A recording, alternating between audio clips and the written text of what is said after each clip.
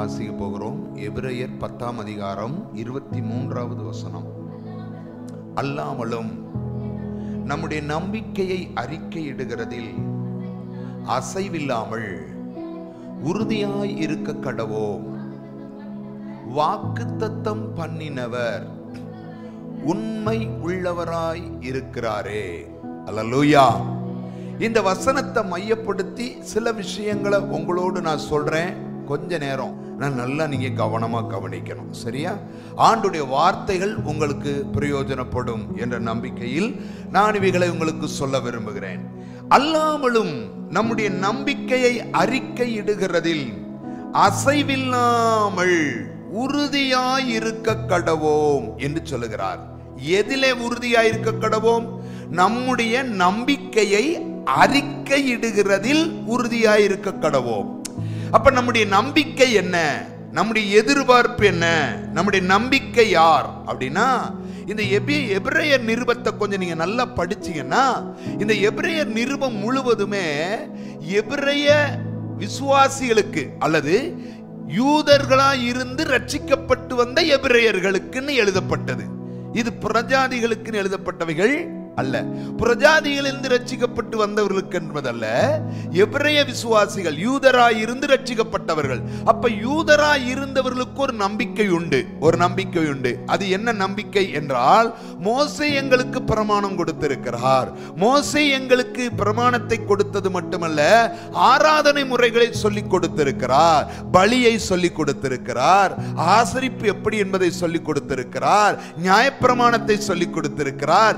எல்லாவற்றையும் சொல்லி சொல்லி கொடுத்திருக்கிற அந்த முறைகளிலே அவைகளிலே நாங்கள் நம்பிக்கை வைத்து வாழுகிறோம் என்று வாழ்ந்த அவர்களை தேவனுடைய பிள்ளைகள் சந்தித்து கிறிஸ்துவை பற்றி அவர்களுக்கு சொன்னபோது, கிறிஸ்துவின் மூலமாய் உண்டாகிற ரட்சிப்பு, கிறிஸ்துவின் மூலமாய் உண்டாகிற விடுதலை, கிறிஸ்துவின் மூலமாய் உண்டாகிற மீட்பு, கிறிஸ்து எப்படிப்பட்டவர், கிறிஸ்து எதை கொடுக்கிறார் என்கிற விஷயங்களை அவர்கள் சொல்லிக் கொடுத்த போது, அந்த நம்பிக்கை விட்டுவிட்டு கிறிஸ்துவின் மீது நம்பிக்கை வைக்க ஆரம்பித்தார்கள்.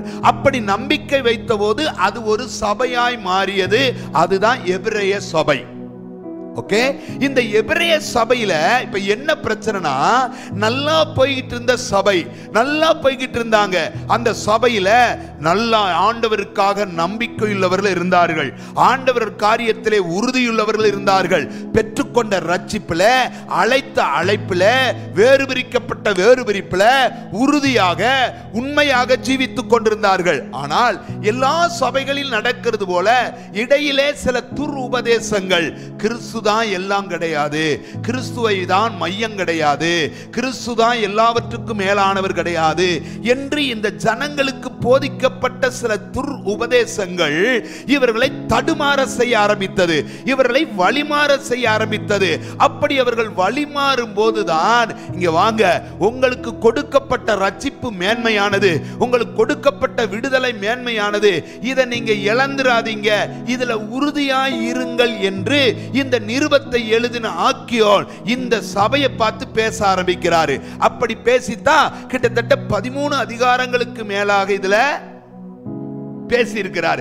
எதை பேசுகிறார்? இந்த அதிகாரம் முழுவதிலும் திருப்பி திருப்பி பார்த்தா கிட்டத்தட்ட 11 இடத்துல உறுதி உறுதி என்கிற வார்த்தை வந்திருக்கும். எதிலே உறுதியாய் இருக்க கடவோ?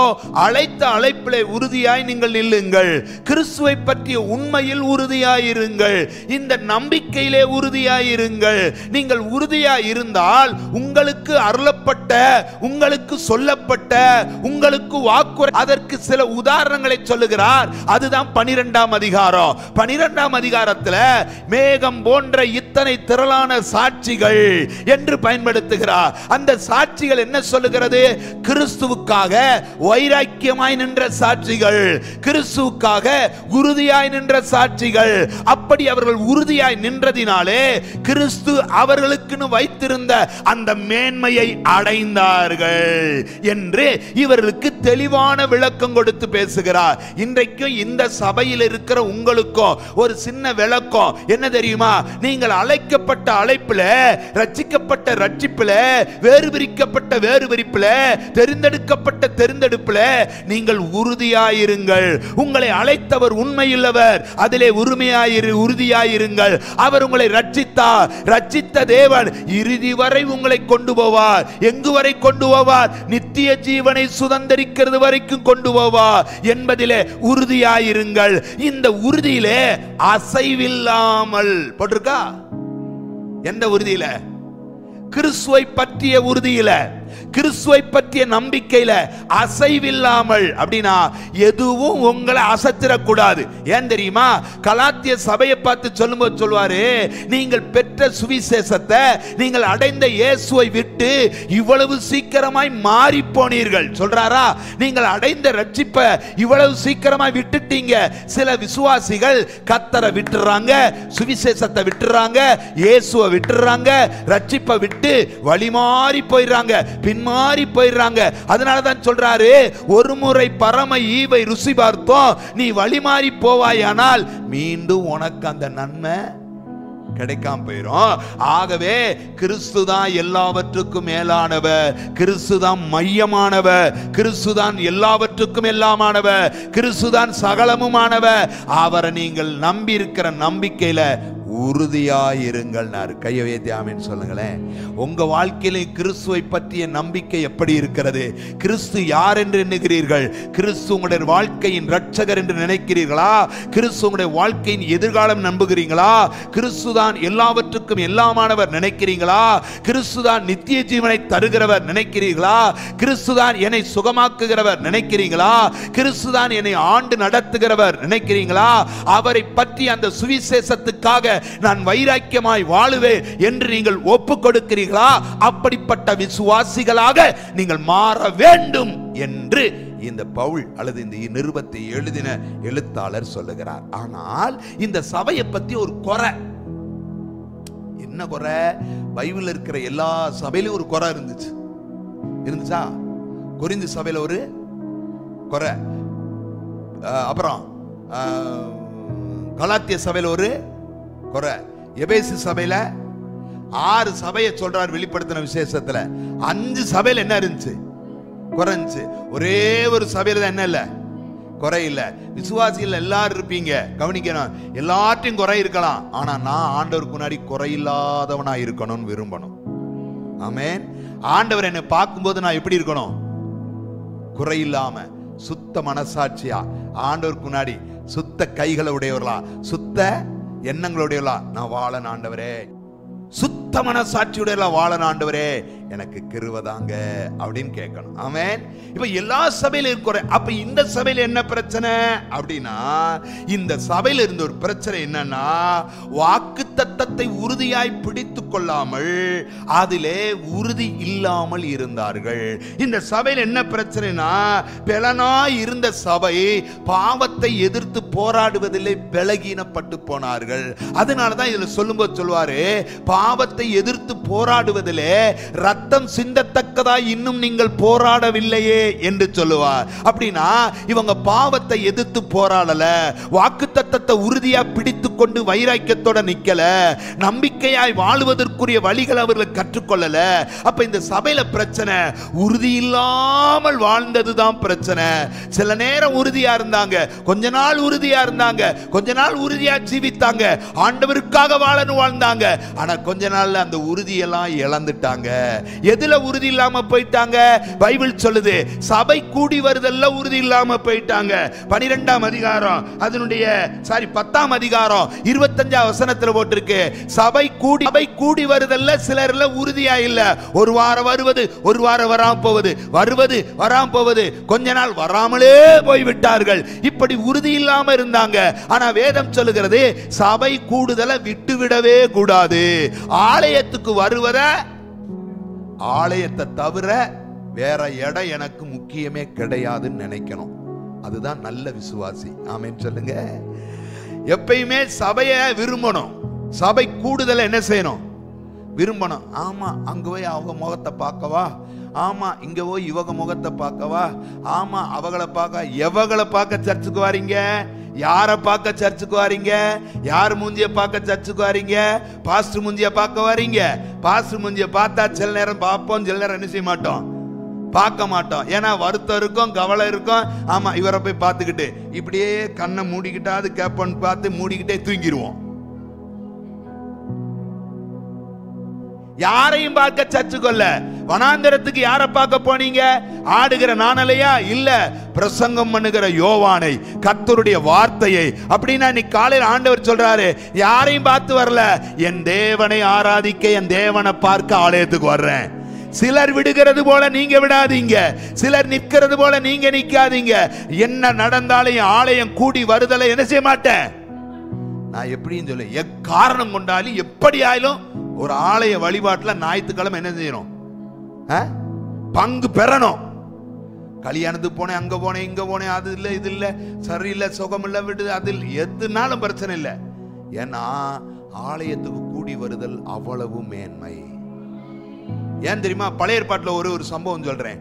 சபை கூடும் போது விறகு போயிட்டா ஒரு பெண். உண்மைதானா? சபை கூடும் போது விறகு போயிட்டா. பழைய ஏற்பாட்டில் என்ன நடந்துச்சு? அவளை கல்லறிஞ்சு கொண்டிருந்தாரு. ஏன்னா ஆலயம் கூடுவதை விட சிறப்பு ஒண்ணுமே இல்லைன்னு. ரெண்டாவது இவங்க ஏன் அந்த உறுதியில இல்ல?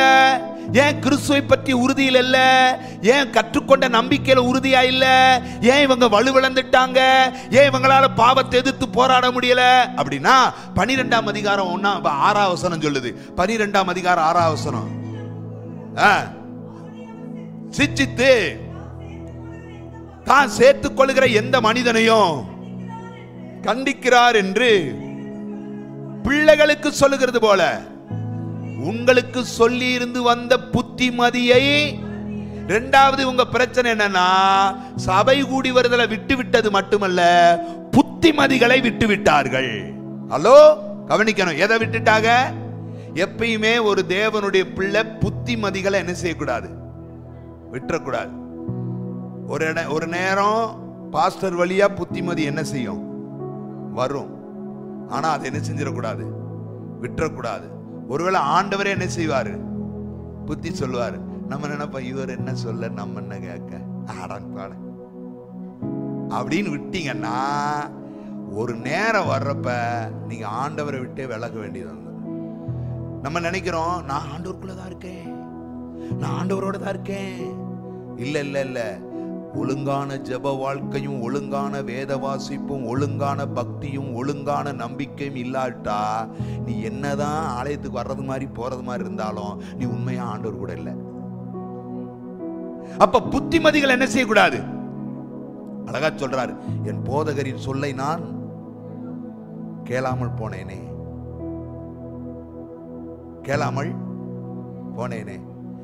ஏன் கேட்டானே, கேட்கலாட்டா என்ன இல்ல, அவைகளை கேள், அது உடைய சிந்தைக்கும் உடைய அறிவுக்கும் போதுமானது. உன் ஆத்துமாவை அதை உயிர்ப்பிக்க கூடியது. உன் தாயின் போதகத்தை தள்ளாத, உன் தகப்பனுடைய புத்திமதிகளை தள்ளாத. அசட்ட பண்ற புத்திமதிகளை அசட்ட பண்றதே வாழ்க்கையில கேடு. அது பிள்ளைகளா இருந்தாலும் சரி, யாரா இருந்தாலும் சரி. சபைக்கு வந்தா நான் உங்களுக்கு போதகர், அப்ப போதகரின் சொல்ல என்ன செய்யணும், கேட்கணும். நான் சொல்றேன் நீர் கேளியான்னு சொல்லக்கூடாது. ரொம்ப இடத்துல பிரச்சனை என்ன, நாங்க சொல்றோம் நீங்க கேளுங்க, நாங்க சொல்றோம் நீங்க கேளுங்க. நீங்க கேளுங்க பிரதர், நான் சொல்றேன் கேளுங்க பாஸ்டர், நான் சொல்றேன் கேளுங்க, நான் சொல்றேன் கேளுங்க. இப்படி சொல்ற ஆட்கள் தான் ரொம்ப பேர். என்னத்தை சொல்ல? அப்ப அவங்க புத்திமதியை கேட்பாங்களா? இந்த எபிரேய சபையார் அப்படிப்பட்டவங்க. புத்திமதிகள் என்ன செஞ்சுட்டாங்க, மறந்துட்டாங்க. குடும்பத்துல தகப்பன் புத்தி சொன்னா பிள்ளைங்க என்ன செய்யாது, உங்களுக்கு ஒண்ணும் தெரியாதுப்பா, உங்களுக்கு ஒண்ணும் தெரியாதுப்பா. உனக்கு என்ன தெரியும், உங்களுக்கு ஒண்ணும் தெரியாதுப்பா. சில பிள்ளைங்க சொல்றது, உங்களுக்கு என்ன தெரியும். ஏன் உன்னை விட 10 வருஷம் அனுபவத்தில் இருக்கிற ஒரு தகப்பன் சொன்னா என்ன செய்யணும், கேட்கணும். தாயின் சொல்ல ஒரு நாளும் உலகத்தானே சொல்றான். அப்பா அம்மா என்ன என்ன ஒரு பழமொழி இருக்குல்ல, அன்னையும் பிதாவும் முன்னறி தெய்வம்ன்றான். நம்ம அதெல்லாம் முன்னாடி வைக்காம பின்னாடி வச்சுட்டு ஆண்டவர் தான் முன்னறி, அதுக்கப்புறம் தான் இவங்கன்னு நம்ம வைக்கிறோம். எவன் ஒருவன் தகப்பனையாவது தாயையாவது, அப்படித்தானே சொல்றாரு. ஆண்டவரை முன்னிறுத்தி அதுக்கு பின்னாடிதான் எல்லாம். நம்ம என்ன சொல்றோம், அதையாவது செய்கின்றோம். நம்ம என்ன நினைக்கிறோம், ஆண்டவரையும் வைக்கிறது இல்ல, தகப்பனையும் வைக்கிறது இல்ல, தாயையும் வைக்கிறது இல்ல, யாரையும் வைக்கிறது இல்ல.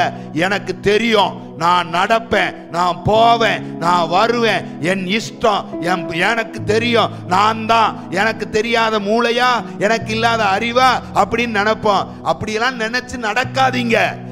புத்திமதிகளை கேளுங்க. கையை உயர்த்தி ஆமீன் சொல்லுங்க. அல்லேலூயா. அப்பா சொன்னா அம்மா சொன்னா என்ன செய்யணும், கேட்கணும். ஏமா நீ சும்மா இருமா, நான் நீ சும்மா ஏன் சொல்லினே இருக்க. இப்படியே நம்மளால சொல்லி சொல்லி கடைசியில் அவன் நம்மளை பார்த்துக்கிட்டே இருப்போம். எப்படி இருக்கான், கடைசியில் ஒரு நாள் வந்து அழுதுகிட்டு இருக்கும்போது அந்நேரம் நம்ம என்ன செய்ய முடியும், ஒன்றும் செய்ய முடியாது. தலைக்கு மேலே என்ன போயிருச்சு, வெள்ளம் போயிருச்சு அப்படின்ற நிலையில வந்து நின்னா ஒன்றும் செய்ய முடியாது. ஆகவே யாரா இருந்தாலும் பரவாயில்லை, நீங்க 10 பிள்ளைக்கு தகப்பனா இருந்தாலும் உங்களுக்கு ஒரு அப்பா இருந்தா அவங்க சொல்ல அப்படியே கேட்கணும். நான் சொல்றது எத்தனை பேர் ஒத்துக்கிறீங்க? தகப்பனையும் தாயையும் கணம் பண்ணணும்ன்றதான் பைபிள் சொல்லுது. தகப்பனின் தாயையும் கணம் பண்ணாதவனுடைய தீபம் காரிருளில் அணைஞ்சிரும். அந்த வார்த்தைக்கு நல்ல அர்த்தம் சொல்லுங்க. காரிருளில் அணைஞ்சிரும்னா ஒரு நடுநிசி இருட்டுக்குள்ள போகும்போது வெளிச்சம் எல்லாம் போயிடும். நீ தகப்பன் தாயை சொல்ல கேட்டா நீ பிழைப்ப, வாழுவ. ஒரு கதை சொல்லுவாங்க, கதை சொல்றேன், நீங்க யோசிக்க கூடாது. ஜப்பான்ல முதியவர்களை கொண்டு போய் மலையில போய் விட்டுட்டு வந்துருவாங்களாம். அப்பாவையும் அம்மாவையும் வயசான உடனே கொண்டு ஒரு குறிப்பிட்ட மலையில போய் விட்டுட்டு கண்ணீரோட விட்டுட்டு அதோட திரும்பி வந்துருவாங்க. அப்புறம் அந்த அப்பா அம்மா எப்படி வாழ்றாங்க வாழ்றது எனக்கு தெரியாது அப்படின்னு ஒரு முக்காலத்தில் ஒரு கதை இருந்ததா சொல்றாங்க. என்ன நான் கண்டதில்லை பார்த்ததில்லை, ஒரு கதை. அது என்ன பிரச்சனைனா, ஒரு மகன் தன் தாயை தோல்ல சுமந்துக்கிட்டு போறான். அது போய் என்ன செய்யணும், அம்மாவை விடணும் அப்படின்னு. அப்படி அவன் தோல்ல தூக்கிட்டு போகும்போது இந்த அம்மா வருகிற வழியிலே மலைக்குள்ள கொண்டு வரணும்ல, வர்ற வழியிலே அந்த கொலைகள்லாம் பிடுங்கி பிடுங்கி வழி நெருக கொப்புகளை போட்டுக்கிட்டே போச்சான், அந்த கிளைகளை போட்டுக்கிட்டே போச்சான்.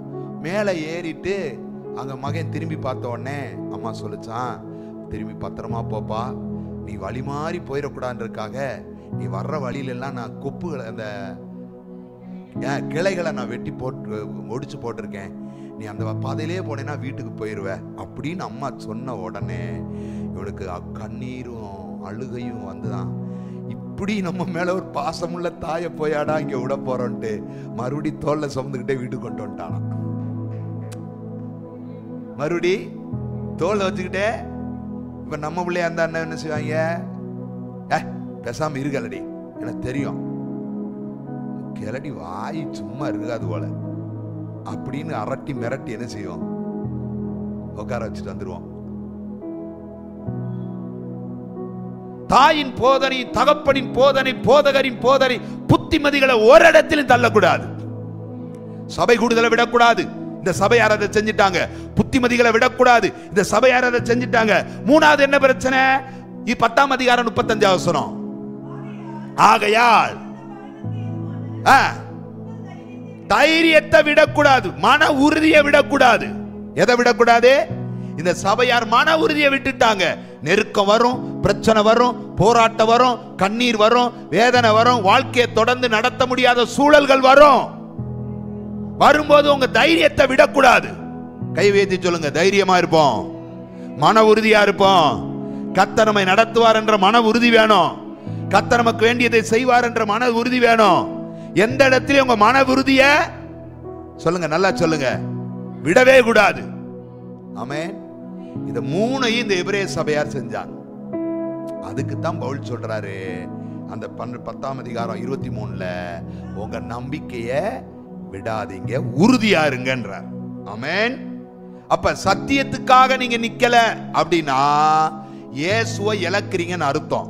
சபை கூடுதலை விட்டுட்டீங்கன்னா இயேசுவை இழக்கிறீங்கன்னு அர்த்தம். பாவத்தை எதிர்த்து நீங்க போராடலனா இயேசுவை இழக்கிறீங்கன்னு அர்த்தம். அப்ப வாழ்க்கையில என்ன சூழல் வந்தாலும் இயேசுவை இழந்து விடவே கூடாது. ஆமென். எத்தனை பேர் ஆமென் சொல்லுவீங்க? என்ன சூழல் வந்தாலும் இயேசுவை இழந்துடக்கூடாது. எதிரான சூழல், பிரச்சனையான சூழல், கடினமான சூழல், கண்ணீரின் சூழல், வாழ்க்கையின் போராட்டமான அனுபவங்கள் எது வந்தாலும் பரவாயில்லை. இயேசுவை நான் இழக்கலன்னா நான் சபை கூடி தர விட மாட்டேன். இயேசுவை நான் இழக்கலன்னா சத்தியத்துக்காக வைராக்கியமா நிற்பேன். இயேசுவை நான் இழக்கலன்னா பாவத்தை எதிர்த்து போராடுவேன். ஆமென். பாருங்களேன், ஒரு கடினமான சூழல் பவுலுக்கு வந்துச்சு, ஒரு நெருக்கமான சூழல் பவுலுக்கு வந்துச்சு. வந்த உடனே தேமா என்று சொல்லுகிறவன் பவுலை விட்டு போயிட்டாராம். வாழ்க்கையில ஒரு பிரச்சனை வர்றப்ப நம்ம எல்லாரும் ஒவ்வொருத்தரை விட்டு பிரிஞ்சா எப்படி இருக்கும்? வாழ்க்கையில குடும்பமா இருக்கிறீங்க, திடீர்னு ஒரு பிரச்சனை வந்தா நீ போ, நீ எப்படி வாழு, நீ போ எப்படி வாழு, அப்படி பிரிஞ்சா எப்படி இருக்கும்? குடும்பம்லாம் பிரிஞ்சா எப்படி இருக்கும்? அப்ப அத்தனை கஷ்டங்களை தாங்கித்தானே ஒரு குடும்பமா நிக்கிறோம். கஷ்டங்களை தாண்டலன்னா, சுக துக்கங்கள் எல்லாம் அனுபவிச்சு வெளியே வரலன்னா ஒரு குடும்பமா நிலைக்க முடியாதுல்ல. அப்ப வாழ்க்கையில சில நேரம் உறுதி உள்ளவங்களா நிக்கணும். போராட்டங்களுக்கு நடுவுல, கஷ்டமான சூழல் நடுவுல உறுதியா நில்லுங்க. கர்த்தரை பற்றின நம்பிக்கையில உறுதியா இருங்க. கர்த்தர் மேல உள்ள விசுவாசத்துல உறுதியா இருங்க. கர்த்தருடைய ரட்சிப்புல உறுதியா இருங்க. அந்த உறுதியை விட்டு நீங்க என்ன செய்யக்கூடாது? சொல்லுங்களேன். விலகவே கூடாது, விலகவே கூடாது. நான் சொல்றேன், ஒரே ஒரு வார்த்தை சொல்றேன், ஒரே ஒரு வார்த்தை. தாவீது எல்லாத்தையும் இழந்துட்டார் ஒரு இடத்துல. 30ஆம் அதிகாரம் 1 சாமுவேல்ல. அப்ப எல்லாரும் தாவீது மேல கல்லெறிய போன போது 6ஆம் வசனத்துல போட்டிருக்கு, தாவீது தன் தேவனாகிய கர்த்தருக்குள் தன்னை திடப்படுத்தி கொண்டான். திடப்படுத்திக்கிட்டான் என்ன அர்த்தம்? உறுதிப்படுத்திட்டான். என்ன உறுதி தெரியுமா? என்ன பிரச்சனை வந்தாலும் நான் கர்த்தர்ட்ட தான் போவேன். என்ன பிரச்சனைனாலும் கர்த்தர்ட்ட தான் கேட்பேன். என்ன கடினமான சூழல்னாலும் கர்த்தர்ட்ட தான் நிப்பேன். இந்த ஒரு உறுதி அவன்கிட்ட இருந்தது. உங்களுக்கு புரியுதா நான் சொல்றது? எத்தனை பேருக்கு நான் சொல்றது புரியுது?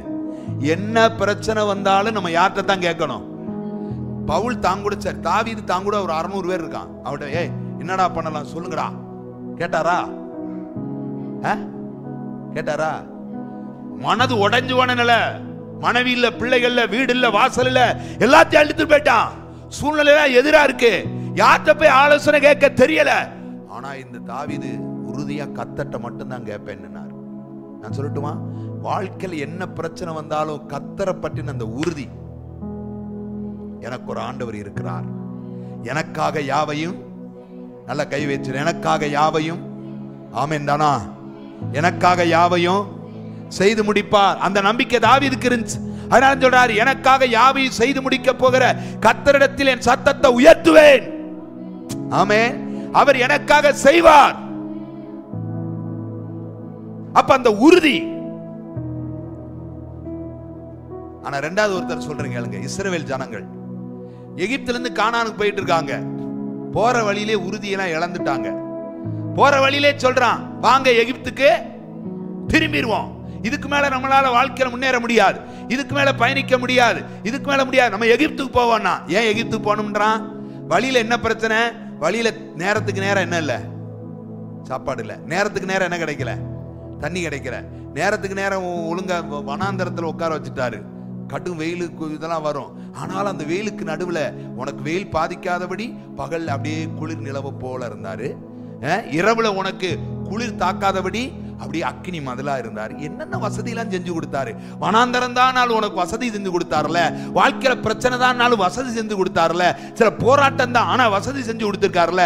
நமக்கு கஷ்டம் இல்லாமையா இருக்கு? கஷ்டத்துக்கு நடுவுலையும் உங்களை வாழ வச்சுட்டு தானே இருக்காரு, கை கொடுத்தானே இருக்காரு.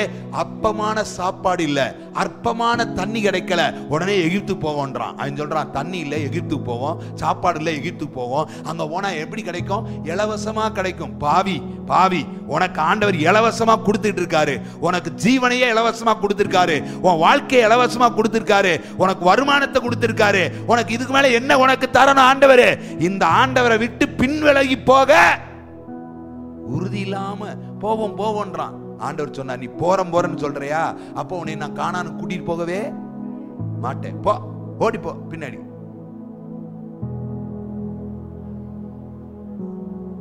என்ன வந்தாலும் உறுதி. சாப்பாடு இல்லைன்னா என்ன 2 நாள் சாப்பாடு இல்லாம போயிடும். நேத்து ஒருத்தர் என் கூட பேசிட்டு இருக்கும்போது சொன்னார், எனக்கு ரொம்ப தொடுதலா இருந்துச்சு அந்த வார்த்தை. எல்லாரும் கவனிக்கிறீங்களா? நானும் சொல்றேன், கேளுங்க. ஊழியத்தில் உட்கார்ந்து இருந்தாராம். ஒரு வயதான பாட்டி அவர்கிட்ட முன்னாடி வந்து கேட்டுச்சான், இப்படி இருக்கிறே, ஊழியத்தில் உங்க ஒண்ணு வரலன்னா என்ன செய்வீர் கேட்டப்ப, ஜெபம் பண்ணுவேன். ஒரு நாள் சாப்பாடு இல்லைன்னா ஜெபம் பண்ணுவேன், 2 நாள் சாப்பாடு இல்லைன்னா பட்னியா இருப்பேன் அப்படின்னாராம். எப்படி பட்னியா இருப்பேன் அப்படின்னா உடனே இந்த அம்மா சொல்லிச்சான், இவ்வளவுதான் உமக்கு தெரிஞ்சது, இவ்வளவுதான் உமக்கு, அப்ப உமக்கு தெரிஞ்சது சொல்லும்னு கேட்டான். அப்ப அந்த பழைய காலத்து பாட்டி, வெள்ளச்சலை கட்டின அந்த பாட்டி சொல்லிச்சான், ஏசுனார் என்ன சொல்லியிருக்காரு, ஏசுனார் என்ன சொல்லியிருக்கிறாரு, என்ன சொல்லியிருக்காரு, சீசர்ல கூப்பிட்டு உங்களுக்கெல்லாம் அப்பம் கொடுங்க. யார்ட்டையும் அப்பமும் இல்லை, மீன் இல்லை. சிறுபையன்ட்ட 5 அப்பம் 2 மீன். அந்த 5 அப்பம் 2 மீனை வாங்கி 5000 பேருக்கு கொடுத்துட்டு மீத எத்தனை கூட நிறைய எடுத்தாரு சொல்லுங்க? 12 கூட நிறைய எடுத்தாரு. அந்த 12 கூட நிறைய எடுத்து அந்த மீதி அப்பத்தை சொல்றாரு, சேதப்படுத்தாம பத்திரமா வச்சிருங்க. ரைட்டு. இப்ப ஆண்டவர் கூட இருக்கிற எல்லாரும் திருப்தி ஆயிட்டாங்க. இந்த மீத இருக்கிற அப்பம் யாருக்கு? ஹலோ, ஒரு பாஸ்டருக்கு அந்த அம்மா போதனை சொல்லுது, மீத இருக்கிற அப்ப யாருக்கு அப்படின்னா, ஒன்ன மாதிரி என்ன மாதிரி இருக்கிற ஆட்களுக்கு. 12 கூட நிறைய அப்பத்தை வச்சிருக்கிறாரு. உனக்கு பசியான நேரத்திலும் கையை விட்டு நீ எடுத்துக்கோ. இயேசு கூட இருக்கிற எல்லாரும் திருப்தியானவங்க. திருப்தி அடையாது இருக்கிற உனக்காக ஒன்னையும் வைக்காம போகல. மீதம் 12 கூட நிறைய கத்தர் அப்பத்தை வச்சிருக்கிறாரு, மீனை வச்சிருக்கிறாரு. நீ திருப்தி அடையும்படி அந்த மீன் கூடையில கையை விட்டு எடியா. இத சொன்ன உடனே ஒரு கண்ணீர் வந்துச்சான். இதுவரைக்கும் இந்த அறிவு கண் எனக்கு. ஹலோ, உங்களை பார்த்து சொல்றேன், உங்களுக்காக அப்பத்தை வைத்திருக்கிற ஒரு ஆண்டவர் இருக்கிறாரம்மா. உங்களுக்காக மீனை வைத்திருக்கிற ஆண்டவர் இருக்கிறாரம்மா. நீ திருப்தி இல்ல, வாழ்க்கையில நன்மை இல்ல, வாழ்க்கையில ஒரு பிடிப்பும் இல்லைன்னு சொல்றியா? உனக்கானதை, உன் ஆசீர்வாதத்தை எடுத்துக்கோ. உனக்காக வைக்கப்பட்ட கூடையிலிருந்து எடுத்து உன் நன்மைகளை சுதந்திரிச்சுக்கோ. அதுக்காக நீ ஆண்டவரை விட்டு போகணும்னு நினைக்காத. என் ஆண்டவர் என்ன வியாதியில விட்டுட்டாரு சொல்லாத. என் ஆண்டவர் என்ன வறுமையில விட்டுட்டாரு சொல்லாத. என் ஆண்டவர் என்ன துக்கத்துல விட்டுட்டாரு சொல்லாத. ஆண்டவர் ஒரு நாள் உன்னை தீமையில விடுகிறவர் அல்ல, உன்னை நன்மையினால் நிரப்புகிறவர். சில நேரம் ஆண்டவரை புரியாமல் பேசுகிற பேச்சு அது. இந்த இஸ்ரவேலரும் அப்படித்தான் செஞ்சாங்க. உறுதியா நின்று இருந்தா எகிப்திலிருந்து புறப்பட்ட 6 லட்சம் பேர் அங்க போயிருப்பான், கானான் போயிருப்பான். அற்பமானவைகளுக்காக கத்தரை விட்டு விலகலாமா? சாதாரணமானவைகளுக்காக கத்தரை விட்டு போகலாமா? நமக்குள்ள ஒரு உறுதி இருந்தா நம்ம எல்லாரும் சொல்லுவோம். என்ன சொல்லுவோம் தெரியுமா? என்ன சொல்லுவோம் தெரியுமா? பசியோ, பட்டினியோ, நாசமோ, மோசமோ, நிர்வாணமோ, பஞ்சமோ, வருங்காலங்களோ, நிகழ்காலங்களோ, தேவதூதர்களோ, எதுவானாலும் கிறிஸ்துவின் அன்பை விட்டு என்னை பிரிக்க மாட்டாதென்று கையை உயர்த்தி ஆமென் சொல்லுங்க. பிரிக்க மாட்டாதென்று. நம்ம வீட்டுக்குள்ள ஒரு சின்ன குடும்ப பிரச்சனை வந்துட்டா உடனே ஓ அவளைய குடும்பமே போச்சு. உன் குடும்பத்தை அழிய விடுவதற்காக கர்த்தர் உன்னை வேறு வச்சிருக்காரு. பிசாசு வந்து நோண்டுவான், ஆனாலும் கர்த்தர் அதை காப்பாத்தி வெளியே கொண்டு வருவார். அல்லேலூயா. அந்த நம்பிக்கை பல நேரம் இல்ல, அந்த நம்பிக்கையில உறுதி உங்களுக்கு இல்ல. அந்த உறுதி இருந்தா நாம எல்லாரும் சொல்லுவோம். யோபுக்கு ஒரு உறுதி இருந்துச்சு தெரியுமா? என்ன உறுதி? யோபுக்கு ஒரு உறுதி இருந்துச்சு. என் வாழ்க்கையில என்ன வந்தால், என்ன நடந்தால், எது போனாலும், எது இல்லைனாலும் என் உத்தமத்துல உறுதியா இருப்பேன், என் நீதியில உறுதியா இருப்பேன், நான் என் உறுதியிலிருந்து விலகவே மாட்டேன். கர்த்தர் பார்த்தாரு, இந்த மாதிரி ஆள் தாண்டா எனக்கு தேவை. அவனைத்தான் கர்த்தர் ரெட்டிப்பா ஆசீர்வதிச்சாரு. அல்லேலூயா, அல்லேலூயா. ஒரு நேரம் இல்லைன்றதுக்காக நம்ம வருத்தப்படலாமா? கை வைத்து சொல்லுங்க. ஒரு நேரம் வாழ்க்கையில ஏதாவது துன்பம் வந்துட்டா வருத்தப்படலாமா? எம்மா சொல்லுங்க. ஏதாவது பிரச்சனை வந்தா வருத்தப்படலாமா? அதெல்லாம் காணல் நீர் போல மறைஞ்சு போயிரும். ஆமே, வெயில் பட்ட பனி போல சிலதெல்லாம் மறைஞ்சு போயிரும். அதுக்காக, இந்த துன்பங்களுக்காக, துயரங்களுக்காக இயேசு மேல இருக்கிற நம்பிக்கையில இருந்து நான் விலகவே ரொம்ப உறுதியா இருக்கணும், ஸ்ட்ராங்கா. ஒரே ஒரு பெண்மணியை மட்டும் சொல்லிட்டு இன்னைக்கு நான் முடிச்சிட போறேன். ஒரே ஒரு பெண்மணி, ரொம்ப உறுதியா இருந்த ஒரு பெண். ஏன் இத்தனை ஆண்கள் பைபிள்ல இருக்கும் பெண்ணை சொல்றீங்கன்னு கேட்டுக்க கூடாது. அவ்வளவு வலிமையான அந்த பெண்ணை உங்களுக்கு சொல்லணும்னு எனக்கு ஒரு ஆசை. அவன் அந்த பெண் யார் தெரியுமா? ரூத். யாரு? பெண்களே, மக்களே, நீங்க எல்லாம் ரூத் மாதிரி இருக்கீங்களா? எப்படி இருக்கீங்க நீங்க எல்லாம்? Strong lady. யாரு? நம்ம ஊர் பாணியில சொன்னா அயன் லேடி, இரும்பு மனுஷி. அவ எப்படி? இளம் வயது. சும்மா ஒண்ணா அந்த பெண் ஒரு வயசான பெண் அல்ல, 30 வயது பிராயம் கொண்ட ஒரு இளம்பெண். இளம்பெண்ணுக்கு பலவிதமான சிந்தை வரும். புருஷன் இழந்துட்டாரு, செத்து போயிட்டாரு. இப்ப மாமி சொல்றா, இங்க வாங்க மக்களே, 2 மருமகளை கூப்பிடுறா. கூப்பிட்டு, வா, நான் என் ஊர்ல இருந்து உங்க ஊருக்கு பிழைக்க வந்தேன். பிழைக்க வந்த இடத்துல நல்லா பிழைப்பேன்னு நினைச்சேன். ஆனா ஏதோ என் சூழல், ஏதோ காலம், என் 2 மகனும் செத்து போயிட்டாங்க, என் புருஷனும் செத்து போயிட்டாரு. இப்ப நான் எப்படி இருக்கேன்? தனி ஆளா இருக்கிறேன், விதவையா நிக்கிறேன். நீங்களும் விதவையாயிட்டீங்க. நான் இனி ஒரு வாழ்க்கையை உங்களுக்கு ஏற்படுத்தக்கூடிய சூழலோ வாய்ப்புகளோ எனக்கு இல்லை. பிளீஸ் நீங்களும் உங்க அப்பா அம்மா வீட்டுக்கு போயிருங்க, நான் என் ஊருக்கு போறேன். பெத்லகேம்ல இருந்து நகோமி எங்க போகல சொல்லுங்க? எங்க போகல? மோவாப்பு போகல. பீரோ, கட்லு, மெத்த, ஃப்ரிட்ஜ், வாஷிங் மிஷின் எல்லாத்தையும் தூக்கிட்டு போறா. சொல்லுவோம், நம்ம பாணியில சொல்லுவோம், அப்படியே எல்லா பணம் வசதியா போறா. அங்கிருந்து திரும்பி வரும்போது ஒரு கட்டப்பையோட வர்றா. அப்படின்னா என்ன அர்த்தம்? ஒருவேளை நீ போன இடத்துல போகும்போது நல்லா தான் போனேன், வாழ்க்கையில எல்லாத்தையும் இழந்துட்டேன், ஒண்ணும் இல்லை, நான் வெறுமையா உட்கார்ந்து இருக்கிறேன், ஒண்ணுமே இல்ல. மோவாப்ப நம்பி போய் தோத்து போனவள் தான் நகோமி. வாழ்க்கையில சில இடங்களை நம்பி, வாழ்க்கையில சில மனிதர்களை நம்பி, வாழ்க்கையில சில உறவுகளை நம்பி, வாழ்க்கையில சில காரியங்களை நம்பி போய் நம்ம தோத்து போறோம். ஆண்டவரை நம்பி தோத்தவங்க யாருமே கிடையாதுயா. கையை ஏத்தி ஒரு தடவை சொல்லாமா? ஆண்டவரை நம்பி தோத்தவங்க யாரும் இல்ல. ஆண்டவரை நம்பி வாழ்க்கையில ஃபெயிலியர் ஆனவங்க யாரும் கிடையாது. ஆண்டவரை நம்பி இழந்தவங்க யாரும் இல்ல. கிறிஸ்துவுக்காக இழந்தாலும் திரும்ப கர்த்தர் அதை தருவார். அல்லேலூயா. இப்ப ஒரு வார்த்தை சொல்றேன். அப்படி சொன்ன உடனே ஓர்பாள், அவ மூத்த மருமகளா இரண்டாவது மருமகளா? மூத்த மருமகளா இரண்டாவது மருமகளா? இரண்டாவது மருமகளா? சரி, உங்க பாணிபடியே இரண்டாவது மருமகன் வச்சுக்கிறோம். இரண்டாவது மருமக மாமிய வந்தா, கட்டி பிடிச்சா, ஒரு உம்மா கொடுத்துட்டு, எம்மா நான் போயிட்டு வரேன், நவமே மாமி போயிட்டு வரேன், வீடு போயிட்டா. அப்ப நகோமி மறுபடி பாக்குறா, இவ உட்கார்ந்துகிட்டு இருக்காளே, யாரு? ரூத்து. வந்து ஒரு முத்தம் கொடுத்துட்டு போயிருவாளோ பார்த்துட்டு இருக்கா. ரூத் வந்தா, மாமி என்ன கிளம்பலையா நீயே? அது ரொம்ப அழகா போட்டிருக்கோம், 18ஆம் வசனம் 1ஆம் அதிகாரம். அதற்கு ரூத், நான் உம்மை பின்பற்றாமல் உம்மை விட்டு திரும்பி போவதை குறித்து என்னோட பேச வேண்டாம். நீர் போகும் இடத்திலே நானும் வருவேன், நீர் தங்கும் இடத்திலே நானும் தங்குவேன்.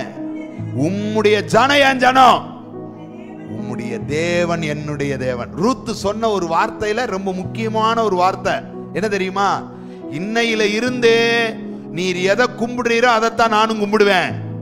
உம்முடைய தேவன் என்னுடைய தேவன், நான் வர்றேன், உம்ம கூட தான் வருவேன். அவ சொல்றா, பாவி வராத, உனக்கு ஒரு வாழ்க்கை என்னால தேடித்தர முடியாது, நீ வாலிப பெண், உன்னை காப்பாற்ற முடியாது, உனக்கு உதவி செய்ய முடியாது, ஓ எதிர்காலத்தை என்னால கட்டி அமைக்க முடியாது. அவ சொல்றா, உன்னை நம்பி வரல மாமி, நீ ஆராதிக்கிற கர்த்தரை நம்பி வர்றேன், நீ சேவிக்கிற கர்த்தரை நம்பி வர்றேன். வாழ்க்கையில சில இடத்துல நான் சொல்லுவேன், நம்மளை நம்பி சிலரை கூப்பிடாதீங்க, நம்மளை நம்பி சிலரை அழைக்காதீங்க. நான் அல்ல, நான் கும்பிடுற ஆண்டவர் இருக்கிறார், நான் சேவிக்கிற ஆண்டவர் இருக்கிறார், நான் இடைவிடாது ஆராதிக்கிற ஒரு கர்த்தர் இருக்கிறார். அப்படி சொல்லி கூப்பிடுங்க. அந்த கர்த்தர் உங்க புருஷனா இருக்கட்டும், உங்க மனைவியா இருக்கட்டும், நடத்தலன்னா அப்புறம் என்னன்னு கேளுங்க. ஆமென். வாயா பாத்துக்கிறோம் எங்க அம்மாக்காக அப்பா இருக்காங்க, வா பாத்துக்கிறோம், எனக்கு தொழில் இருக்கு, பணம் இருக்கு, வருமானம் இருக்கு, வா. நான் கும்பிடுற ஒரு ஆண்டவர் இருக்காரு, அவர் எல்லாவற்றுக்கும் போதுமானவர், அவர் எல்லாவற்றையும் செய்கிறவர், நம்மளை நடத்துவாரு, நம்மளை உயர்த்துவாரு, நமக்கு வேண்டியதை தருவாரு. அவர் செய்கிறத ஓங்கன்னு ஏங்கன்னு பார்க்கணும் சொல்லணும். நகோமிக்கு அதை சொல்ல மனசுல, ஆனா ரூத்துக்கு மனசு வந்துவாரு, உன்னுடைய தேவன் அண்டைக்கு நான் வர்றேன். உறுதியா இருந்தா. இந்த உறுதிய ஆண்டவர் பார்த்தார். கவனிங்க, எப்பயுமே நம்ம உறுதி யார் பாப்பா? நம்ம வீட்டுக்குள்ள நடக்கிற சண்டையும் ஆண்டவர் பார்க்கிறாரு, நம்ம உறுதியையும் பார்க்கிறாரு, நம்ம பேசுற எல்லா பேச்சையும் பார்க்கிறார், எல்லாத்தையும் பார்க்கிறாரா? அவருக்கு முன் எல்லாம் எப்படி இருக்கான்? நிர்வாணமாயும் வெளியரங்கமா இருக்கிறதா. நம்ம எங்கேயுமே தப்ப முடியாது. நான் தப்ப முடியுமானா தப்ப முடியாது, நீங்க தப்ப முடியுமானா தப்ப முடியாது. எல்லாரையும் ஆண்டவர் பார்த்துக்கிட்டே இருப்பார். ஆண்டவர்கிட்ட என்ன இருக்கு? பெரிய டெலஸ்கோப் வச்சிருக்காரு. எங்க இருந்து?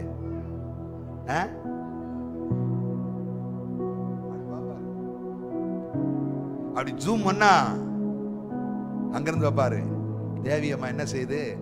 அந்த ரோட்ல நடந்துகிட்டு இருக்கு. என்ன நடக்கிற? அங்க உட்காந்து போன் பேசிட்டு, ஐயோ தொந்தரவு தாங்க முடியல அப்படின்னு சொல்லுது. பார்த்துக்கிட்டே இருப்பாரு. பைபிள்ல போட்டிருக்கா ஒரு வார்த்தை, பைபிள்ல போட்டிருக்கா, எனக்கு அந்த வார்த்தை ரொம்ப பிடிக்கும்.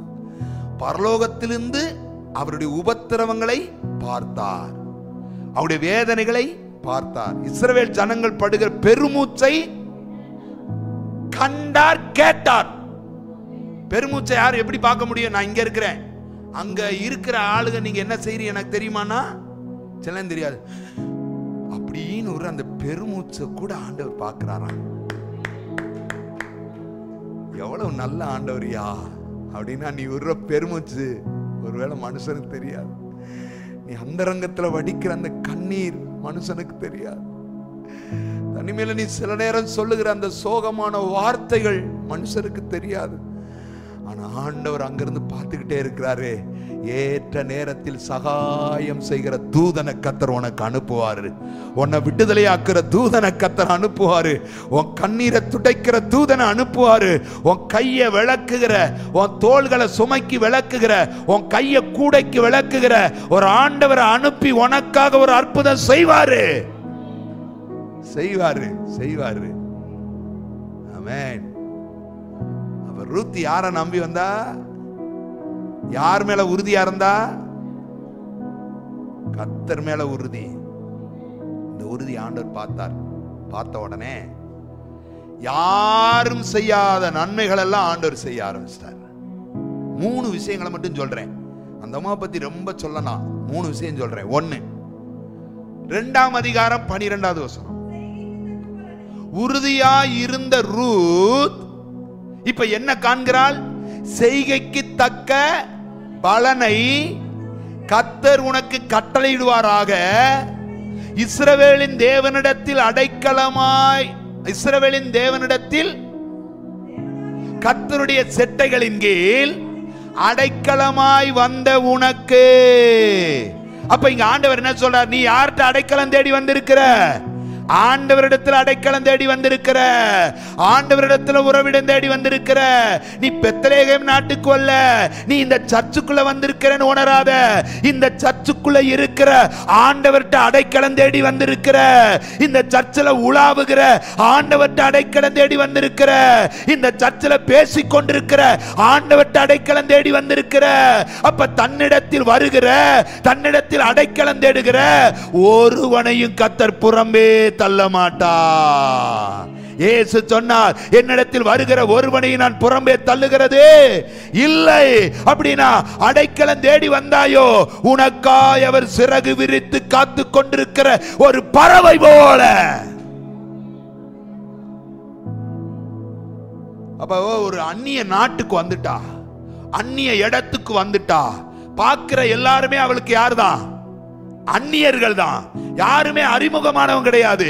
நகோமி ஒருவளை தவிர எத்தனை நேரம் தான் மாமியார்ட்ட பேச முடியும்?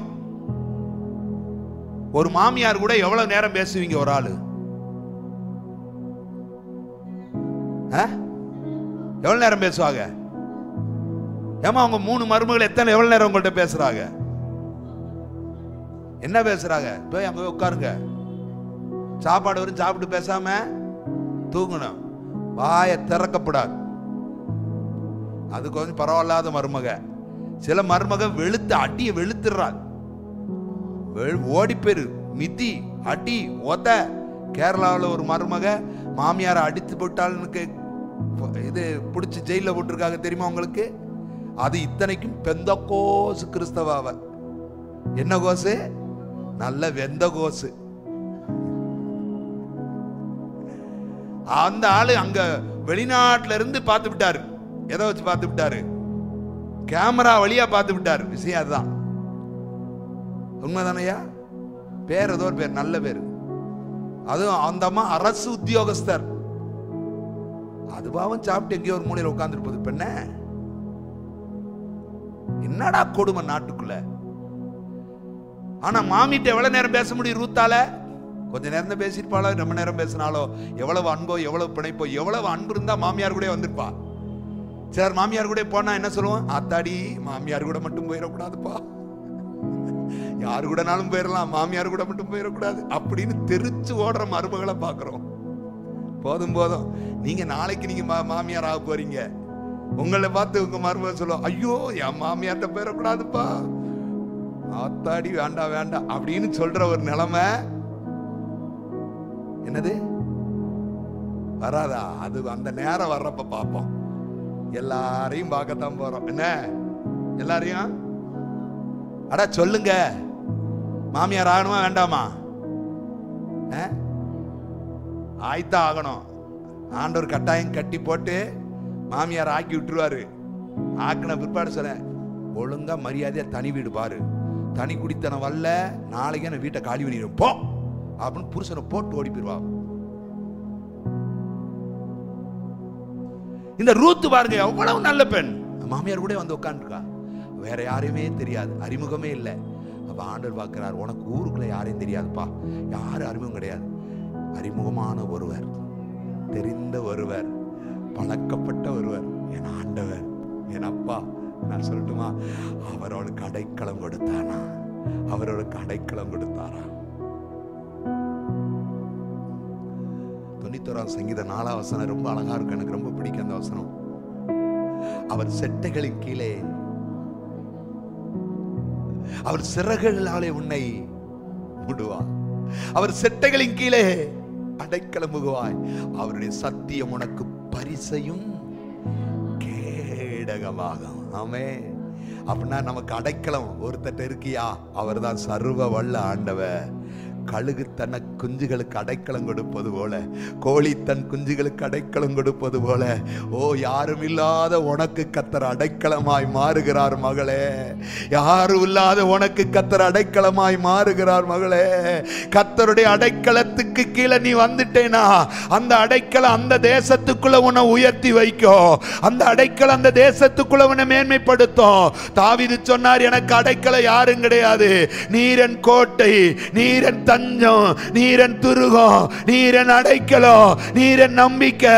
இந்த நம்பிக்கையை விட்டுட்டு, இந்த அடைக்கலத்தை விட்டுட்டு, இந்த உறவிடத்தை விட்டுட்டு வேறொரு அடைக்கலத்தை நான் தேட மாட்டேன்னு நம்பியிருந்த அந்த தாவீத அந்த தேசத்துக்குள்ள உயர்த்தி வைக்க கர்த்தரால முடியும்னா, ஓ சபையே, இன்னைக்கு காலையில உங்களை பார்த்து சொல்லுகிறா, கர்த்தர் நம்முடைய அடைக்கலம்.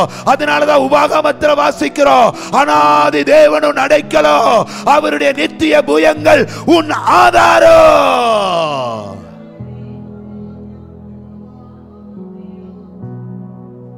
அனாதி தேவன் உன் அடைக்கலம். வசனத்தை ஒரு அம்மா சொல்லும்போது சொல்லுவாங்களா, அனாதி தேவன், அவரும் அனாதை, நானும் அனாதை இல்ல. புரியாம இருந்தாலும் அந்த பாட்டிமாவுக்கு புரியலன்னாலும் அதாவது பாட்டு பாடுறோம்ல, என்ன பாட்டு? ஒரு பாட்டு பாடுவோம். என்ன பாட்டுனா, அனாதையாவதே இல்லை, அனாதி தேவனை அடைக்கலம் பாரினில் அனாதை. இந்த பாட்டை பாடிட்டு அந்த பாட்டு சொல்லுது, அவரும் அனாதி, நானும் உண்மைதாயா. ஆனா ஒரு விதத்துல அது உண்மைதான். என்ன தெரியுமா? அவரும் அனாதி. ஆனா நான் ஒரு இந்த பூமியில அனாதை. அனாதைன்னா என்ன தெரியுமா? யாரும் இல்லாதவன், தகப்பன் இல்லாதவன். சிலருக்கு தகப்பனும் தாய் இருப்பாங்க, ஆனா அனாதை போல இருப்பாங்க. சிலருக்கு உறவுகள் இருப்பாங்க, அனாதைகளும் இருப்பாங்க. சிலருக்கு பிள்ளைங்க இருப்பாங்க, அனாதை போல் இருப்பாங்க. ஆனா அவங்கள பார்த்து ஆண்டவர் சொல்றாரு, உனக்கு இந்த பூமியில அவங்கெல்லாம் இல்லைன்னாலும் நான் உனக்கு இருக்கிறேன். அதனாலதான் எக்ஸ்ட்ரா உறவை ஆண்டவர் ஏற்படுத்தி வச்சாரு. என்ன தெரியுமா? அப்பான்னு ஒருத்தரை கூப்பிடுறோம், அதே போல ஆண்டவர் அப்பான்னு கூப்பிடுறோம். அம்மானு ஒருத்தரை கூப்பிடுறோம், அதே போல ஆண்டவர் அம்மானு கூப்பிடுறோம். என்னை அண்ணன்னு கூப்பிடுறோம். நீ இந்த உலகத்துல அண்ணனாலும் இயேசு என்கிற ஒரு அண்ணன் நமக்கு இருக்கிறாரு. தெரியுமா? பூமியின் உறவுகள் துண்டிக்கப்பட்டால் பரலோக உறவுகள் நம்மை சேர்த்துக்கொள்ளும். எத்தனை பேர் ஆமென் சொல்லுவீங்க? அந்த உறவு நமக்கு துணையா இருக்கும். எத்தனை பேர் நம்புறீங்க? உலகத்தில் தகப்பன் இல்லை, உலகத்தில் தாய் இல்லை, உலகத்தில் உறவு இல்லை, சொல்லும்படியான பந்தம் இல்லை. ஆனால் எனக்கு பரலோக உறவு இருக்கிறது. பரலோகத்திலிருந்து ஒரு கை நீட்டப்படுகிறது, பரலோகத்திலிருந்து சிறகு விரிக்கப்படுகிறது, பரலோகத்திலிருந்து ஒரு அடைக்கலம் கொடுக்கப்படுகிறது, பரலோகத்திலிருந்து ஒரு நம்பிக்கை ஊட்டப்படுகிறது, பரலோகத்திலிருந்து ஒரு விடுதலை வருகிறது. ஏனென்றால் இந்த உறவுகளை விட அந்த உறவு பார்த்து சொல்லுகிறது, தாயின் கற்பத்தில் உருவாகும் முன்னே நீ எனக்கு வேணும்னு தெரிந்து கொண்ட அந்த உறவு.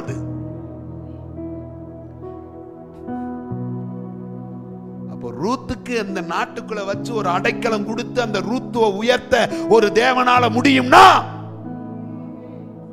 காலையில சத்தியமா சொல்றேன், உங்களை கர்த்தர் உயர்த்த முடியும்.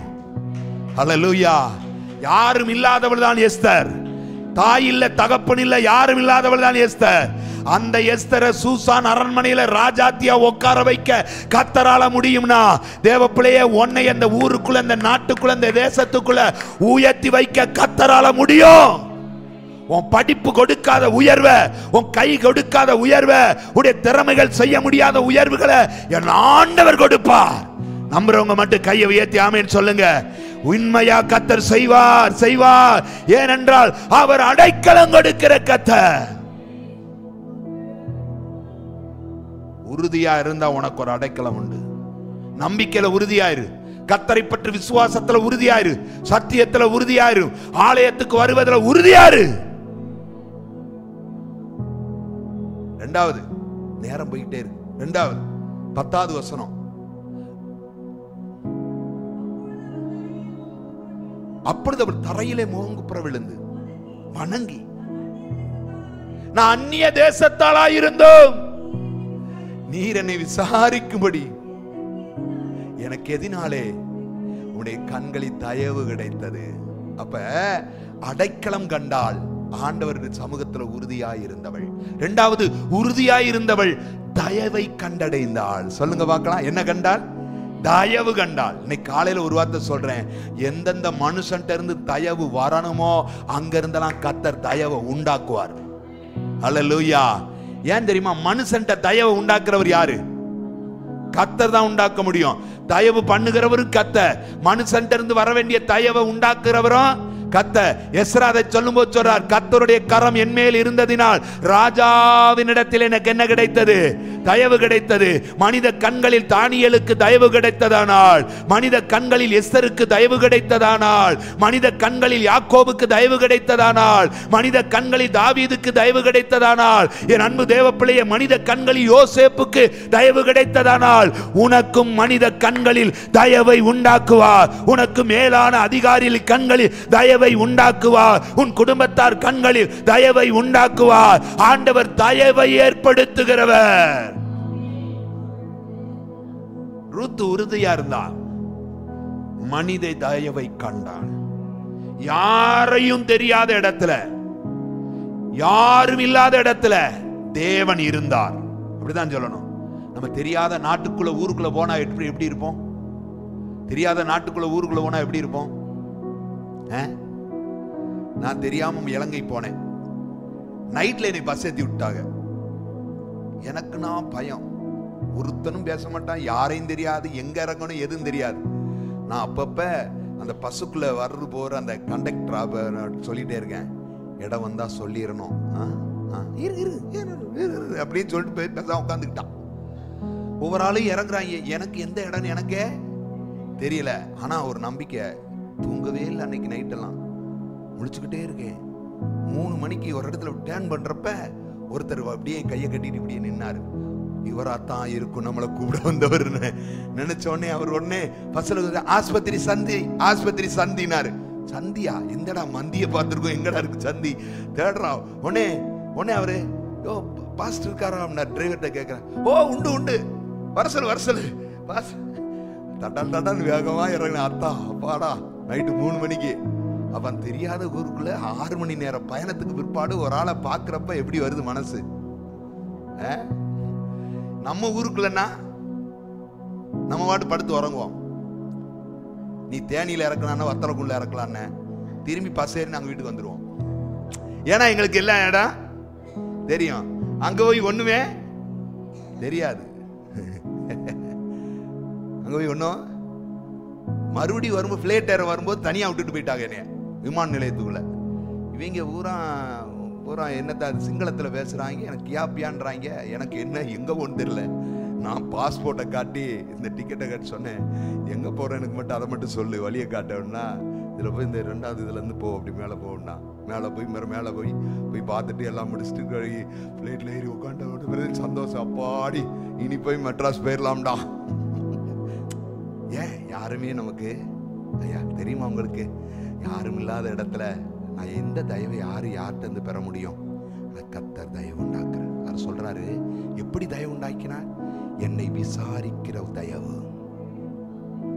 தெரியுமா, சில நேரம் நம்மளை விசாரிக்க கூட ஆள் இருக்காது. எப்படி இருக்க, சாப்பிட்டியா, கேட்க கூட ஆள் இருக்காது.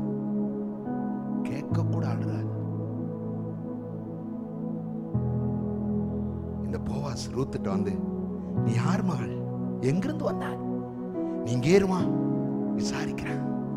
உலகத்துல தெரியுமா, யார் உங்களை விசாரிக்கிறாங்களோ இல்லையோ அவர் உங்களை விசாரிப்பார். என்ன சிஸ்டர் எப்படி இருக்கீங்கன்னு சில நேரம் கேட்கலன்னு சிலருக்கு வருத்தம் இருக்கும். ஒரு வார்த்தை கேட்கலையே, ஒரு வார்த்தை விசாரிக்கலையே, நம்ம காய்ச்சலா இருந்த ஒரு வார்த்தை கேட்கலையே. என்ன விசாரிக்கிற ஒரு விசாரிக்கிற தெய்வம் மட்டும் ஆண்டவர் ஏற்படுத்தல. அங்க அழகா போட்டிருக்கு, பொறுக்கிக் கொள்ள இடம் கொடுத்தான். அப்ப ஒரு தயவு, இங்கே இரு, பொறுக்கிக்கோ, நெல்ல பொறுக்கிக்கோ, கதிர்களை சிந்த விடுப்பா, அவ பொறுக்கட்டும். பொறுக்கிக் கொள்ள இடம் கொடுத்த தயவு. 3வது, இங்கே இரு, எங்கேயும் போகாத, உன்னை யாரும் ஒண்ணும் சொல்ல மாட்டாங்க, பாதுகாப்பு கொடுக்கிற தயவு. உனக்கு தாகம் வந்தா நீ எங்க தண்ணி குடிக்க போன்னு நினைக்காத. இங்க பாரு, இங்க இடத்துல தண்ணி வச்சிருக்காங்க, எல்லா வேலைக்காரெல்லாம் குடிப்பாங்க, நீ வந்து என்ன செய்ய, தண்ணி குடிச்சுக்கோ. தாகத்தை தீர்க்கிற தயவு. எவ்வளவு நல்ல ஆண்டவரியா என்னை இதுவரைக்கும் விசாரிச்சார். பைபிள் ஒரு வார்த்தை இருக்கு, எனக்கு ரொம்ப பிடிக்கும். பூமியை விசாரித்து அதற்கு நீர் பாய்ச்சுகிறாரா. ஐயா, பூமியவே ஆண்டவர் விசாரிப்பார்னா உங்களை உங்க குடும்பத்தை ஆண்டவர் விசாரிக்க மாட்டாரா? உங்க பிள்ளைகளை ஆண்டவர் விசாரிக்க மாட்டாரா? விசாரிப்பாரா விசாரிக்க மாட்டாரா? நான் விசாரிக்கிற கர்த்தர் ஆண்டவர் சொல்றாரு. அல்லேலூயா. நீ தாகத்தால் நாவறண்டு போகாதபடி நீ விசாரிக்கிறவ. அல்லேலூயா. ஒன்னு தெரியுமா, யாக்கோபு பல மணி தூரம் நடந்து போயிட்டான். அவனை யார் விசாரிக்கிறா? காட்டுக்குள்ள பல நாள் தனியா இருக்கிறான். யார் விசாரிக்கிறா? கர்த்தர் அவனை விசாரித்தார். கர்த்தர் அவனை விசாரிக்கிறார். உங்களை என்னை விசாரிக்கிற ஒரு கர்த்தர்னா இன்னைக்கு இந்த காலையில நம் நடுவில் நிக்கிற கர்த்தரமா, அவர் விசாரிக்கிறவர் மட்டுமல்ல, உனக்கு வேண்டிய இடம் தருகிறவர் மட்டுமல்ல, உன் தேவையை பூர்த்தி செய்கிறவர் மட்டுமல்ல, உன் தாகத்தை தீர்க்கிறவர் மட்டுமல்ல, உனக்கு வேண்டிய பாதுகாப்பை கொடுக்கிறவர். ரூத்தே, நீ உறுதியுள்ளவராயிருந்தா உன்னை விசாரிக்கிற ஆண்டவர் அவர்தான், உனக்கு தயவை ஏற்படுத்துகிற ஆண்டவர் அவர்தான். நேரம் போயிடுச்சு. 3வது 12வது வசனம் வாசிருங்க ஒரே தடவை. உன் செய்கைக்கு தக்க பலனை கர்த்தர் உனக்கு தருவாராக. உனக்கு அவராலே நிறைவான பலன். என்ன பலன்? சரி, நிறைவான பலன் கிடைச்சுச்சா?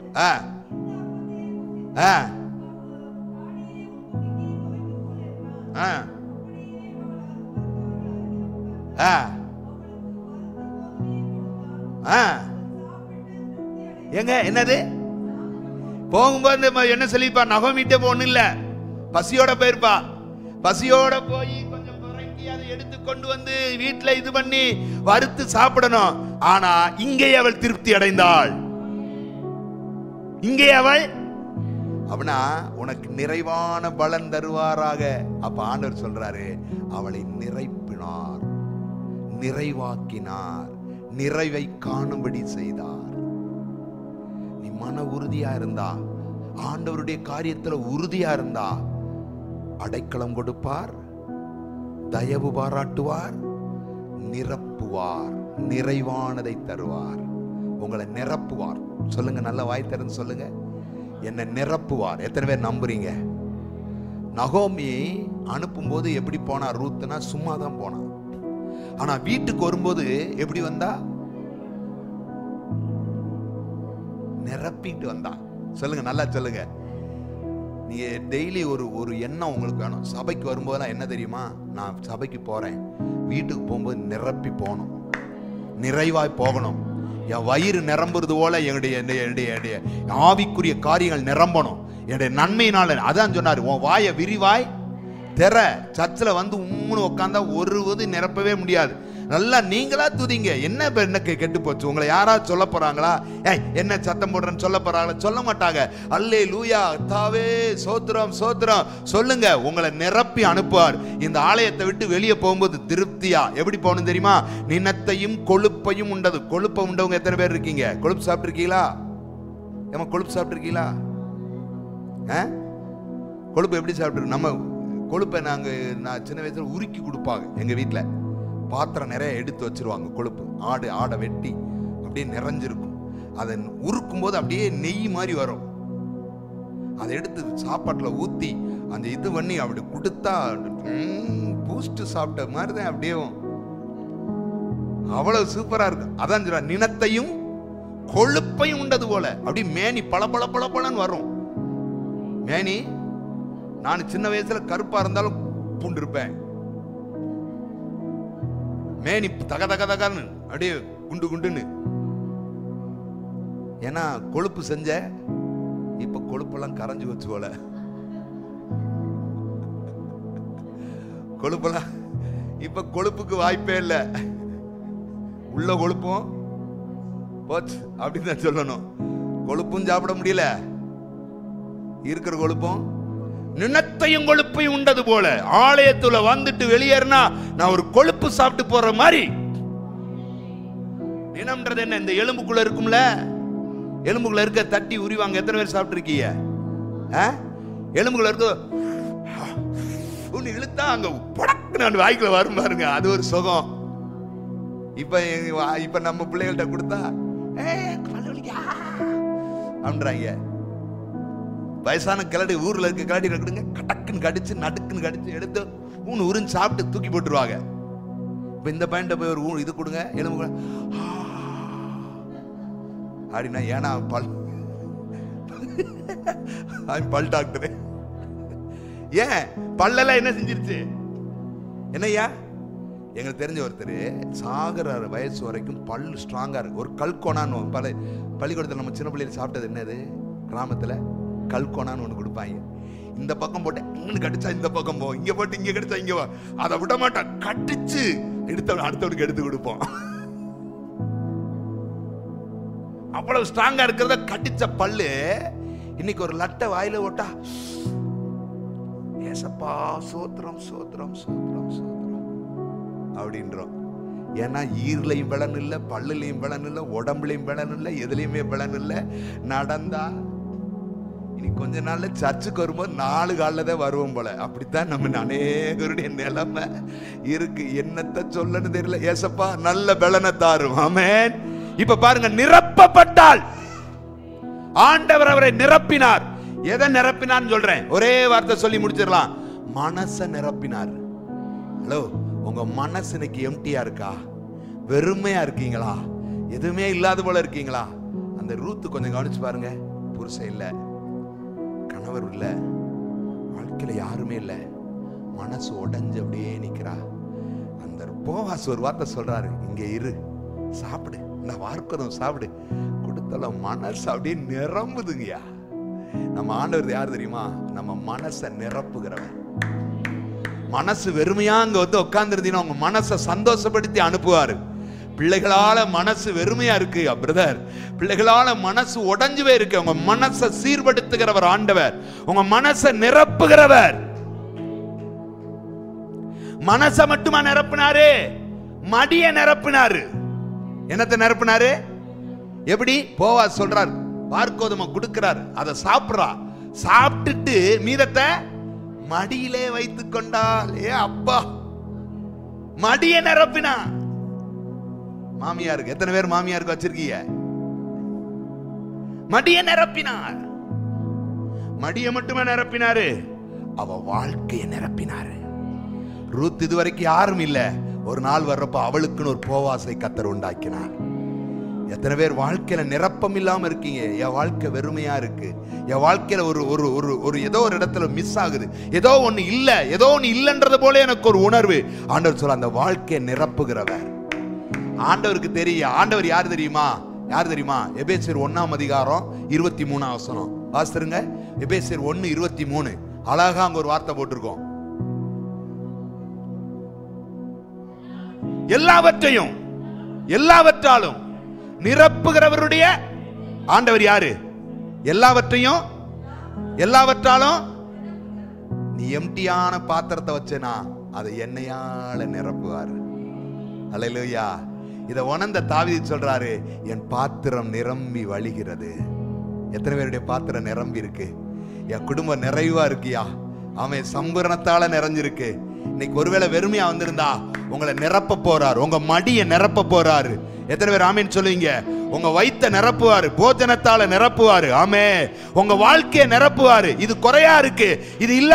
ஆண்டவர் சொல்றாரு, இல்லாததை கொண்டு இருக்கிறதை செய்கிறவர், இல்லாததை இருக்கிறதாய் மாற்றுகிறவர். எது இல்லைன்னு நினைச்சு வந்திருக்கிறீங்களோ அதை கர்த்தர் கொடுத்து நிரப்ப போறாரு.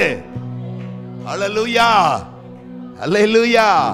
பிள்ளை இல்ல, ஆண்டவர் தருவாரு, தரப்போறாரு, நிரப்ப போறாரு.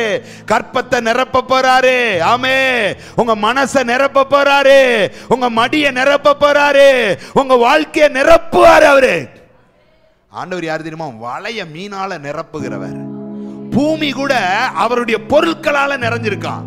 சங்கீதத்தில் ஒரு வசனம் இருக்கும் தெரியுமா? பூமி அவருடைய. ஆண்டவர் எண்ணத்தை போட்டு நிறைச்சிருக்காரு அவருக்கு. பூமியை எதை போட்டு நிறைச்சிருக்காரு?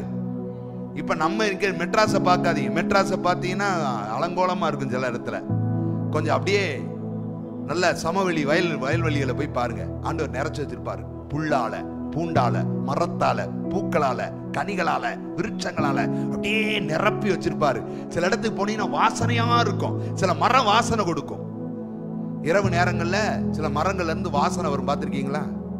எதுவுமே தெரியும். நாங்க தோட்டத்துக்கு போகும்போதெல்லாம் அஞ்செல்லாம் கவனிச்சது, இரவு நேரங்களில் இந்த மஞ்சனத்தின் ஒரு மரம் இருக்கு. உங்களுக்கு அந்த இதை இங்கே என்ன மரம்னு சொல்லின்னு தெரியல. அதுல பூ பூக்கும். மல்லிகைப்பூ மாதிரி வெள்ளை கலர்ல இருக்கும். அது மல்லிகைப்பூ மாதிரியே மணக்கும். சில நேரம் நைட்ல ஏன்னா இப்படி மணக்கும், மல்லிகைப்பூ மாதிரியே மணக்கும். இப்படி நடந்து போகையில் அந்த பூ வாசனை மல்லிகைப்பூ மாதிரி வந்த உடனே இங்க மல்லிகைப்பூவே இல்லை, மல்லிகைப்பூ மணக்குது. அப்ப பேய் போகுதுரான்னு பயப்படுவோம். என்னது பேய் போகுதுரா? ரெண்டு பேர் தனியா நடந்து, அண்ணன் தம்பி நடந்து போறோம் வைங்களேன். போயிட்டு இருக்கலே மல்லிகைப்பூ வாசம் கமகமன்னு அந்த காத்து வாடைக்கு அப்படி வரும் பாருங்க. இல்லே இந்த இடத்துல பேய் இருக்குடா அப்படின்னா நாளைக்கு காலைல போய் பார்த்தா அவனுக்குள்ள ஒரு மஞ்சள் மரம் பூ பூத்துருக்கும். இப்படியெல்லாம் நம்மளை பயமுறுத்திருக்காங்க. அப்ப பூக்களால கனிகளால பூமியை நிரப்பி இருக்காரு. கொஞ்சம் கொடைக்கானலுக்கு ஊட்டிக்கெல்லாம் அப்படி போய் பார்த்தீங்கன்னா உங்க மனசு எப்படி இருக்கும்? இதமா இருக்கும், சந்தோஷமா இருக்கும். ஏன்? ஆண்டவர் அதை நிரப்பி வச்சிருக்காரு. அப்படின்னா என்ன? பூமியவே நிரப்புவார்னா, வளைய நிரப்புவார்னா, உன் பாத்திரத்தை நிரப்புவார்னா, இன்னைக்கு உன்னை அவர் நிரப்புவார். பிரதர் இன்னைக்கு உங்களை நிரப்புவார். பிரதர் சிஸ்டர் இன்னைக்கு உங்களை நிரப்புவாரு. வாழ்க்கையில எம்டியா இருக்கிறீங்களோ உங்களை நிரப்புவாரு. எது இல்லைன்னு நினைக்கிறீங்களோ அதை கொண்டு நிரப்புவாரு. அதனாலதான் பிலிப்பியர்ல ஒரு வசனம் இருக்கு, 4:19 திருப்ப கூடாது, டக்குன்னு சொல்லுங்க பாப்போம். என் தேவன் தம்முடைய ஐஸ்வரியத்தின்படி உங்கள் குறைவுகள் எல்லாம் எல்லாம் தெரியும் தானே அந்த வசனம்? எல்லாம் வாய் திறந்து சொல்லுமா. என் தேவன் தம்முடைய ஐஸ்வரியத்தின்படி உங்கள் குறைகள் எல்லாம் கிறிஸ்து இயேசுவுக்குள் மகிமையிலே நிறைவாக்குவார். நல்ல கையை உயர்த்தி சொல்லுங்க ஹல்லேலூயா. அப்படி அவர் நிரப்புகிறவர், மகிமை கொண்டு நிரப்புகிறவர்.